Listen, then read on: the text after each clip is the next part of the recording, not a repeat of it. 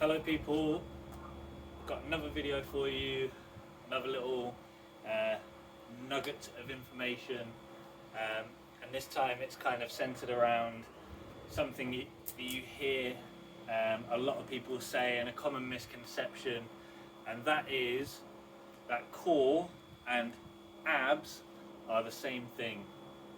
Now, training your core and training abs are completely different in the stimulus that they need to provide. Okay, so training your core is more functional.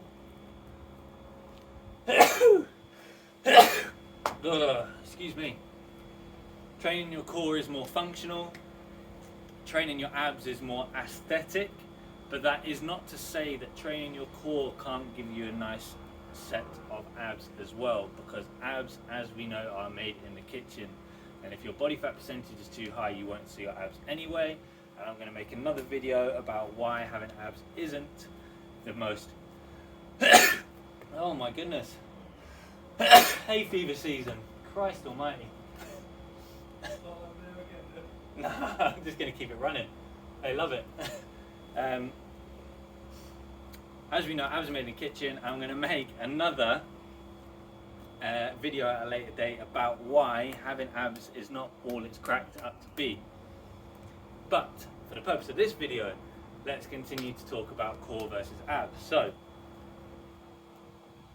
doing a load of sit-ups is not going to help you with your functional core strength. Okay? Doing a load of crunches, doing a load of, side bends is not going to help you with your functional core strength. Is it going to develop your obliques? Is it going to develop your abs? Yes, it will. However, training your core is more functional, and we need core stability for functional movements such as being able to carry things, being able to squat effectively,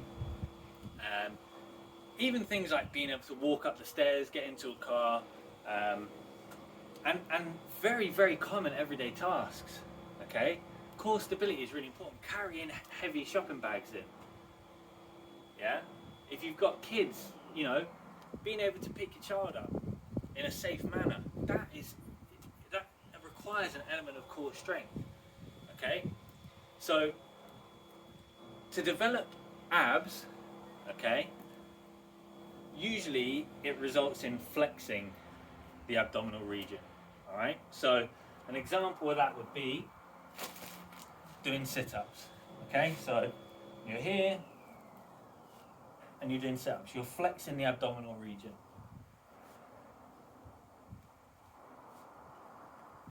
But at what point during a squat, during getting in and out of a car, during carrying heavy shopping in, have you ever felt like you needed to flex your abs? The answer is never. At no point when you're bringing the shopping in have you gone, right, okay then, and then walked your shopping in like that. It doesn't work like that, okay? When you're carrying the shopping in and you've got a heavy weight on one side, okay, you've got, if you're like me, you try and do everything in one trip, right, rather than going backwards and forwards to the car. One trip, okay? So this weight, which is your shopping bags, is going to want you to pull this way. Core stability is being able to resist through your core, so through your obliques, through your transabdominals, that happening. Being able to stay steady, okay, and not lean as you walk with heavy weight on one side. That's a core stability function, okay? Another core stability function is resisting extension through lower back. So another core muscle that people don't think about is our erectors and our spine. Okay, so if we're carrying something really heavy on our shoulder, okay, and I'm not sure I have, I do. Just grab it.